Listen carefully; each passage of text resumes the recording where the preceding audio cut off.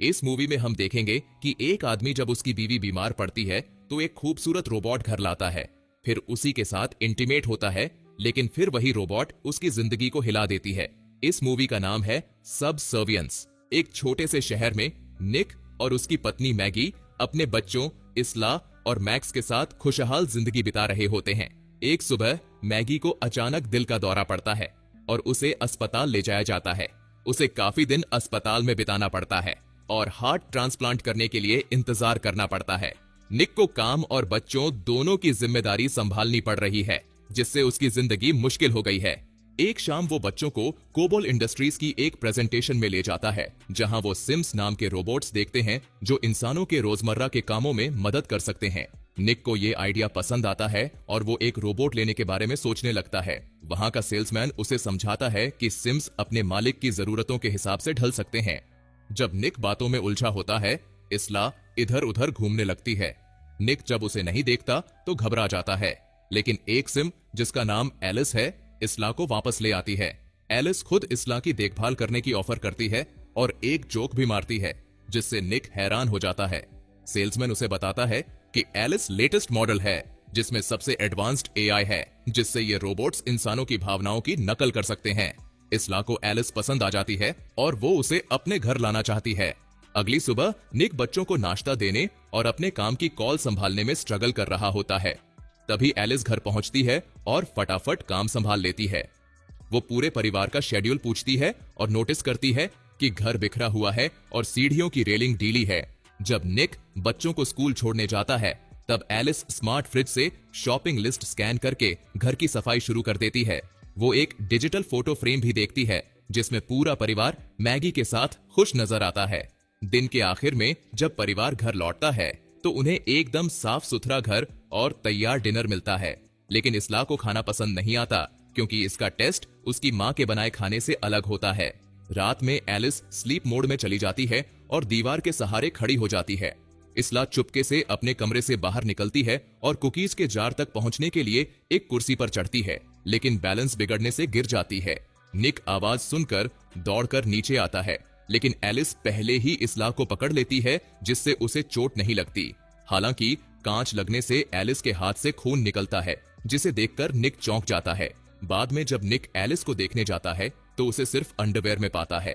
वो पूछता है कि क्या उसे रिपेयर की जरूरत है, लेकिन एलिस एक स्पेशल बैंडेज से अपना जख्म खुद ही ठीक कर चुकी होती है। कुछ समय बाद परिवार मैगी से मिलने अस्पताल जाता है और इस्ला उसे बताती है कि एलिस अब उसकी दोस्त बन गई है। निक मैगी के करीब जाता है क्योंकि वो उसे बहुत मिस कर रहा होता है। जब निक वापस अपने कंस्ट्रक्शन साइट के काम पर लौटता है तो वो और उसके साथी नोटिस करते हैं कि उनका बॉस किसी रोबोटिक्स कंपनी के रिप्रेजेंटेटिव को साइट दिखा रहा है। निक को शक होता है और वो अपने बॉस से पूछताछ करता है। तब उसे पता चलता है कि कंस्ट्रक्शन डिले होने की वजह से सभी वर्कर्स को निकालकर उनकी जगह सिम्स रोबोट्स को काम पर रखा जा रहा है। हालांकि निक को नौकरी से नहीं निकाला जाता क्योंकि इंश्योरेंस की पॉलिसी के तहत साइट पर एक इंसान का होना जरूरी होता है। गुस्से में वो एलिवेटर रोककर अपने दोस्तों के साथ नौकरी छोड़ने की धमकी देता है, लेकिन जब उसका बॉस उसे याद दिलाता है कि उसे अपने बच्चों और मैगी के अस्पताल के बिलों के लिए पैसे की जरूरत है, तो वो रुक जाता है। घर आकर निक बिल्स को फर्श पर गिरा देता है। एलिस लिविंग रूम में आती है, जहां निक एक रोमांटिक मूवी देख रहा होता है। एलिस बताती है कि वो पहले ही इस मूवी की पूरी कहानी अपने डेटा से जानती है, लेकिन निक उसे समझाता है कि असली एक्सपीरियंस मूवी को स्क्रीन पर देखकर ही आता है। वो एलिस से कहता है कि इस मूवी से जुड़ी सारी जानकारी वो अपने मेमोरी से डिलीट कर दे। एलिस बताती है कि उसकी इंटेलिजेंस मेमोरी से जुड़ी है, इसलिए उसे डिलीट करना उसके लिए गलत होगा, लेकिन निक उसे जबरदस्ती ऐसा करने के लिए कहता है। एलिस को अपना प्रोग्राम रिस्टार्ट करना पड़ता है, इसलिए निक उसके गर्दन के पावर बटन को 7 सेकंड्स तक दबाता है। अब एलिस पहली बार मूवी देखती है और प्यार की ताकत को समझती है कि कैसे कोई इंसान प्यार के लिए गलत काम भी कर सकता है। इसी बीच निक को मैगी का कॉल आता है, जो बताती है कि उसे हार्ट ट्रांसप्लांट के लिए दिल मिल गया है और सर्जरी की डेट फिक्स हो चुकी है। अगले दिन परिवार अस्पताल जाता है। कुछ देर बाद डॉक्टर बुरी खबर देता है, एक तूफान की वजह से हेलीकॉप्टर नहीं आ पा रहा जिसमें मैगी के लिए दिल लाया जा रहा था, इसलिए सर्जरी कैंसिल हो गई। निक मैगी को संभालने की कोशिश करता है, लेकिन फिलहाल वो अकेले रहना चाहती है। घर आकर निक गुस्से में शराब पीता है और बार बार उसी बात पर सोचता है। वो कंट्रोल खोने लगता है और शराब की बोतल फेंकने ही वाला होता है, लेकिन एलिस उसका हाथ पकड़ लेती है। निक को झटका लगता है जब उसे एलिस की कलाई पर पल्स महसूस होती है। एलिस बताती है कि उसके पास एक आर्टिफिशियल हार्ट है, क्योंकि दिल की धड़कन का साउंड बच्चों के लिए कंफर्टिंग होता है। फिर एलिस निक की पैंट के अंदर हाथ डालकर उसे प्लेजर देने लगती है और ये बताती है कि उसके पल्स और ब्लड वेसल्स कैसे रिएक्ट कर रहे हैं। पहले तो निक को अच्छा लगता है, लेकिन फिर वो अचानक एलिस को धक्का देकर दूर कर देता है। निक माइंड क्लियर करने के लिए दौड़ने चला जाता है, लेकिन एलिस के साथ बिताए लम्हे उसके दिमाग से नहीं निकलते। फिर निक अपने दोस्तों के साथ पीने जाता है। सब फ्रस्ट्रेटेड हैं क्योंकि उन्हें कहीं काम नहीं मिल रहा, क्योंकि अब ज्यादातर कंपनियां इंसानों की जगह सिम्स को हायर कर रही हैं। जब एक रोबोट वेट्रेस उनकी टेबल पर आती है तो मोंटी उसके साथ बदतमीजी करता है, जो निक को पसंद नहीं आता। फिर ग्रुप बार छोड़कर गाड़ी में ही पीता रहता है। मोंटी अचानक कहता है कि चलो कुछ मजे करते हैं और सबको कंस्ट्रक्शन साइट पर ले जाता है। निक उसे रोकने की कोशिश करता है, लेकिन बाकी दोस्त मोंटी का साथ देते हैं। मोंटी सिम वर्कर्स को रखने वाले कंटेनर को खोलने की कोशिश करता है, लेकिन उसके लिए पासवर्ड चाहिए। निक मना करता है, लेकिन मोंटी गेस करता है कि पासवर्ड इसला की बर्थ ईयर होगी। गेस सही निकलता है और अंदर दर्जनों एक जैसे दिखने वाले सिम वर्कर्स होते हैं। मोंटी को गुस्सा आता है कि कॉर्पोरेशन कितने बेरहम हैं, और गुस्से में वो एक सिम को तोड़ने लगता है। निक उसे रोकना चाहता है, लेकिन बाकी दोस्त उसे पकड़ लेते हैं। घर लौटकर निक नहाने जाता है और तब एलिस वहां टॉवल लेकर आ जाती है। निक देखता है कि एलिस ने मैगी का गाउन पहना हुआ है। एलिस कहती है कि मैगी की खुशबू से मैक्स शांत हो जाता है, इसीलिए उसने इसे पहना है। जब निक उसे गाउन उतारने के लिए कहता है तो एलिस वहीं पर गाउन हटा देती है। निक नर्वस होकर जाने की कोशिश करता है, लेकिन एलिस उसे रोक लेती है और उसका टॉवल भी हटा देती है। फिर वो निक को बिठा देती है। जब निक कहता है कि वो ये नहीं कर सकता तो एलिस उसे ब्लाइंडफोल्ड कर देती है और अपनी आवाज बदलकर मैगी की तरह कर लेती है। अब निक खुद को इस धोखे में खोने देता है और ऐसा महसूस करता है कि वो अपनी पत्नी के साथ है। अगली सुबह निक पछतावे में उठता है और एलिस से कहता है कि वो दोबारा ऐसा नहीं कर सकते। एलिस कहती है कि इससे उसका स्ट्रेस कम हुआ, लेकिन निक उसे डांट देता है। काम पर निक देखता है कि पुलिस वहां है, क्योंकि सब सिम्स डिस्ट्रॉय कर दिए गए हैं। निक पर शक किया जाता है क्योंकि उसके पासवर्ड से लॉक खुला था, लेकिन वो कहता है कि वो अस्पताल में था और उसका पासवर्ड उसकी बेटी का बर्थ ईयर था, जिसे कोई भी दोस्त अंदाजा लगा सकता था। फिर मैगी फोन करके खुशखबरी देती है कि उसे एक और दिल मिल गया है। कुछ ही समय में उसकी सर्जरी हो जाती है और ऑपरेशन सफल रहता है। कुछ दिनों बाद मैगी घर लौटती है, लेकिन उसका शरीर अभी भी कमजोर है और वो झुककर मैक्स को नहीं उठा पाती। एलिस तुरंत आगे आकर मैक्स को उठा लेती है। बाद में एलिस मैक्स को पार्क ले जाती है, जहां वो एक बिगड़े हुए बच्चे को अपनी सिम नैनी पर चिल्लाते देखती है। ये देखकर मैक्स रोने लगता है, जिससे एलिस गुस्से में आ जाती है और वो बच्चे को बुरा भला कह देती है। बाकी सिम्स ये देखकर हैरान हो जाते हैं और सोचते हैं कि शायद एलिस के मालिक ने उसकी सिविलिटी कम कर दी होगी, लेकिन एलिस बताती है कि उसने निक की मदद से खुद अपने सिस्टम से सिविलिटी को डिलीट कर दिया है। अगली सुबह मैगी इसला की चिल्लाने की आवाज सुनकर उठती है और जल्दी से नीचे भागती है, लेकिन सीढ़ियों की रेलिंग टूट जाती है और वो गिर जाती है। एलिस, जो इसला को गुदगुदी कर रही थी, तुरंत मैगी को उठाकर उसे उसके कमरे में ले जाती है। शाम को जब निक घर लौटता है तो वो देखता है कि एलिस इसला को कहानी सुना रही है, और वो भी मैगी की आवाज में। निक उसे रोकने के लिए कहता है। फिर एलिस बताती है कि मैगी की गिरने की वजह रेलिंग थी। ये सुनकर निक को शक होता है, क्योंकि एलिस ने पहले ही रेलिंग ठीक करने की बात कही थी। कुछ घंटों बाद निक मैगी को उठाता है और उसे मोमबत्तियों से सजे रास्ते पर गार्डन तक ले जाता है, जहां उसने उनके लिए एक रोमांटिक डिनर तैयार किया होता है। एलिस खिड़की से उन्हें देख रही होती है और जलन महसूस करते हुए। डिनर के बाद निक और मैगी साथ में नहाते हैं और फिर बेड पर इंटीमेट होते हैं। उनका खास पल एलिस की दखल से टूट जाता है, जो बताती है कि इसला को बुरा सपना आया है और वो निक को बुला रही है। इसला को संभालने के बाद निक गार्डन में साफ सफाई करने जाता है। तभी वहां मोंटी कुछ ड्रिंक्स के साथ आता है और पिछली रात के लिए माफी मांगता है। वो बताता है कि उसकी पत्नी उसे छोड़कर चली गई है और पुलिस उससे पूछताछ कर रही है। उनका बॉस उस पर जबरदस्ती घुसने और प्रॉपर्टी को नुकसान पहुंचाने का केस कर रहा है। मोंटी को लगता है कि निक ने अपनी नौकरी बचाने के लिए उसकी चुगली की है, जिससे बहस शुरू हो जाती है। मोंटी गुस्से में चिल्लाने लगता है और निक को मुक्का मार देता है। जब निक पलटकर हमला करता है तो मोंटी उसे दबोच लेता है और लात मारने लगता है। मोंटी एक बोतल उठाकर निक को खत्म करने की कोशिश करता है, लेकिन एलिस बीच में आ जाती है और शीशा तोड़कर मोंटी का हाथ जख्मी कर देती है और उसे दूर धकेल देती है। वो और हमला करने वाली होती है, लेकिन निक उसे रोक लेता है। जाने से पहले मोंटी निक को धमकी देता है कि अगर उसने बॉस को केस वापस लेने के लिए नहीं मनाया तो वो उसे भी ले डूबेगा। बाद में निक कहता है कि सिम्स को इंसानों को चोट नहीं पहुंचानी चाहिए, लेकिन एलिस बताती है कि उसे अपने मालिक की रक्षा करने के लिए प्रोग्राम किया गया है। फिर एलिस ये सोचने लगती है कि अगर मैगी मर जाए तो उसका और निक का जीवन कैसा होगा। निक गुस्से में आकर कहता है कि वो कभी मैगी नहीं बन सकती। इस बीच मोंटी अपने घर पर नशे की हालत में अपनी एक्स वाइफ को रोते हुए वॉइस मेल भेज रहा होता है और एक बंदूक पकड़े बैठा होता है।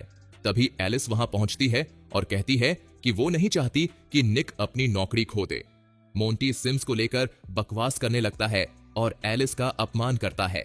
वो उसे मारने के लिए बंदूक निकालता है, लेकिन एलिस तेजी से उसका हाथ रोक लेती है, उसे जमीन पर गिरा देती है और बंदूक दूर फेंक देती है। जब मोंटी पलटकर हमला करता है तो एलिस उसे दीवार के पार धकेल देती है और बंदूक उठाकर उसे मारने वाली होती है। तभी घर का एक और सिम्स एलिस को रोकने की कोशिश करता है, लेकिन एलिस उसे गोली मार देती है। फिर एलिस मोंटी को भी मार देती है।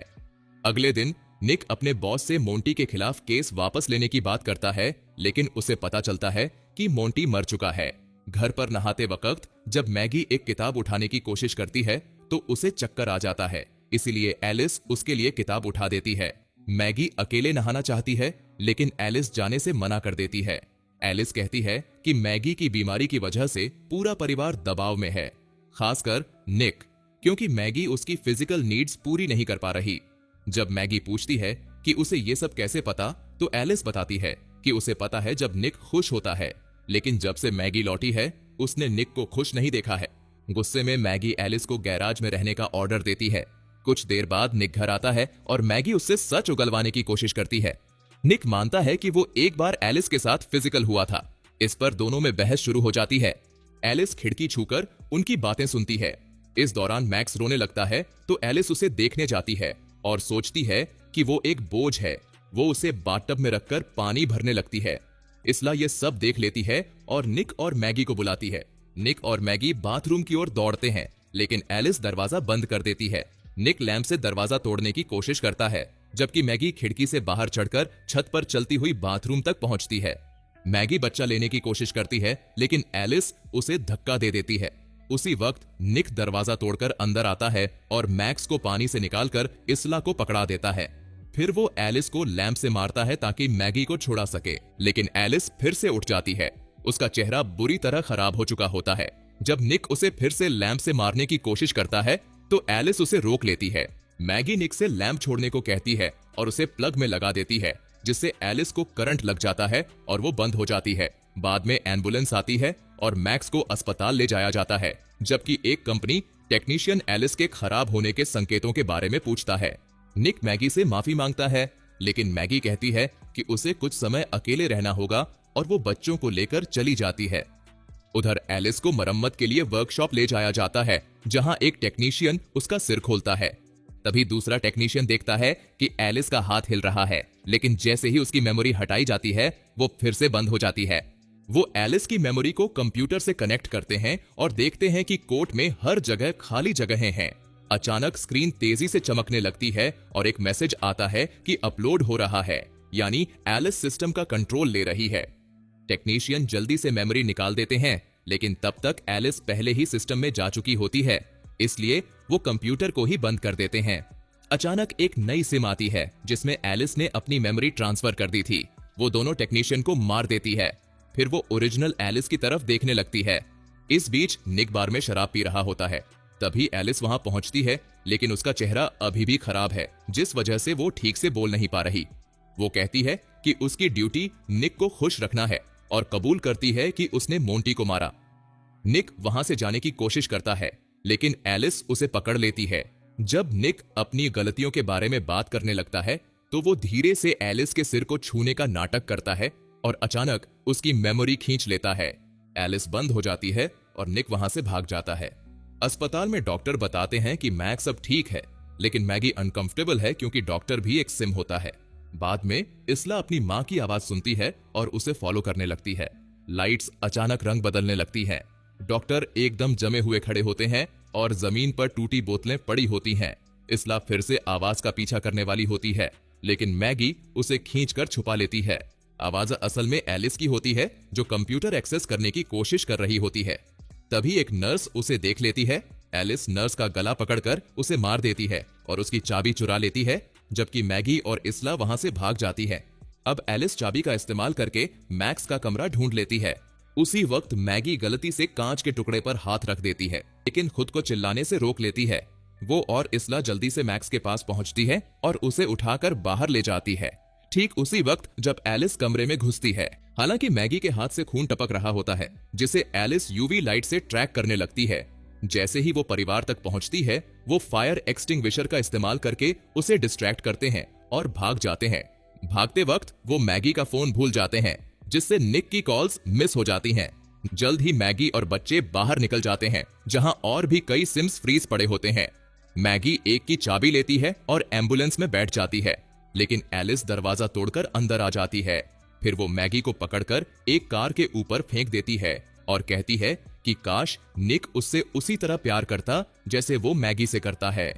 फिर एलिस मैगी का गला पकड़ लेती है, लेकिन तभी निक आ जाता है। मैगी एलिस को धक्का देकर अलग करती है और निक कार से उसे टक्कर मार देता है। गाड़ी में आग लगने लगती है और मैगी निक को बाहर निकालने की कोशिश करती है, लेकिन वो बेहोश रहता है। मैगी उसे बचाने के लिए सीपीआर देने लगती है, लेकिन कोई असर नहीं होता। तभी कार अचानक हिलने लगती है और जलती हुई एलिस बाहर आ जाती है। वो मैगी पर कूदकर उसका गला दबाने लगती है और अपने शरीर से एक मेटल का टुकड़ा निकालकर उसे मारने वाली होती है, लेकिन तभी निक कार का बम्पर उठाकर एलिस को मार देता है। एलिस मेटल का टुकड़ा गिरा देती है, जिसे मैगी उठाकर उसके चेहरे में घोंप देती है और एलिस हमेशा के लिए बंद हो जाती है। निक और मैगी एक दूसरे को गले लगाते हैं, जबकि आसपास के दूसरे सिम्स भी फिर से चालू हो जाते हैं। अगले दिन सबका इलाज हो चुका होता है। इस बीच सिम कंपनी रिपेयर शॉप की जांच कर रही होती है। जब वो वहां की बिजली चालू करते हैं तो स्क्रीन पर वही टूटा हुआ कोड दिखाई देता है। इंस्पेक्टर सब कुछ डिस्ट्रॉय करने का ऑर्डर देने ही वाला होता है, तभी उसके सिम असिस्टेंट अचानक फ्रीज हो जाते हैं और कंप्यूटर में एक नया अपलोड शुरू हो जाता है। अचानक एक और एलिस मॉडल अपनी आंखें खोल लेती है। इसी के साथ ये मूवी यही खत्म हो जाती है। अगर आपको हमारा एक्सप्लेनेशन पसंद आया हो तो वीडियो को एक लाइक जरूर करें